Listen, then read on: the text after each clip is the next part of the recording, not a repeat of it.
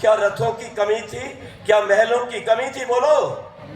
ये भारत क्या धन के भाव में गुलाम हुआ? आज आप धन के पीछे पड़े हैं, लेकिन आप जानते नहीं नोट पे वोट भारी है। सावधान हो जाओ, तुम जल्दी गुलाम होने वाले हो।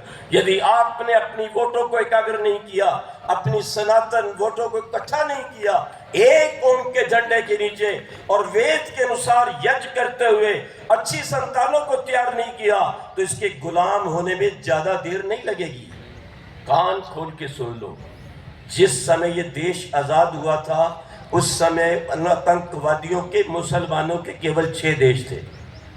मैं आतंकवादी वैसे नहीं बोल रहा, 3 बार कुरान पढ़ी है, जाके पढ़ लो। सूरा 12, सूरा 8 आयत 12 से 17, सूरा 9 आयत 5, सूरा 10 आयत 8, सूरा 17 आयत 16। काट दो इनको अगर ये मुसलमान नहीं बनना चाहते, भगाओ अपनी बस्तियों से, घरों को आग लगा दो।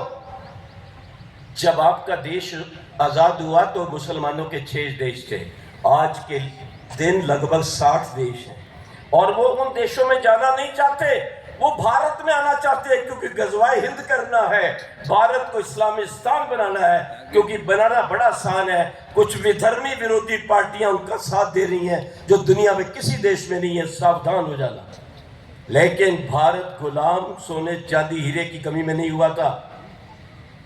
ध्यान रखना, भारत गुलाम हुआ था सनातन संस्कृति के अभाव में। देश पर हमला होता है और हमारे लोग चले जाते हैं शिवजी महाराज के मंदिर में, जो 17 बार तो गुजरात में तोड़ा गया। श्री राम जी के पास धनुष उठाओ, कृष्ण जी के पास सुदर्शन चलाओ, शिवजी महाराज त्रिशूल उठाओ। क्या किसी का त्रिशूल उठा, सुदर्शन चला, तीर चला? आज भी उसके पीछे पड़े, कुछ नहीं चला, इनकी गर्दनें कट गई और भारत गुलाम हो गया, और आज तक गुलाम है। आप अपना धर्म कर्म अपने विद्यालयों में नहीं पढ़ा सकते। आज आपकी माँ सुरक्षित नहीं है, गांव सुरक्षित नहीं है, हमारी बेटियां सुरक्षित नहीं है, हमारा कोई स्थान सुरक्षित नहीं है, कहीं भी बम फूट जाता है। वो आज भी आप पर हावी है। जिन लोगों ने स्वामी श्रद्धानंद की जान ली वो कम हुए या ज्यादा? उनकी आवाज आपके कान में आती है, लेकिन आप डरते हो, शर्माते हो कि आपके ऊपर लाउड स्पीकर नहीं लग सकता। पता नहीं किस बात का आपको डर है। याद रखना इस बात को, देश के हित जो कट जाए वो माथ मुझको दो, गरीब गाय अनाथ को जो उठा ले वो हाथ मुझको दो, तड़प उठे देखकर देश की पीड़ा को, अरे दिल वो सदानंद सा नाथ मुझके दो। त्याग करके जाओगे तो समाज आगे आएगा।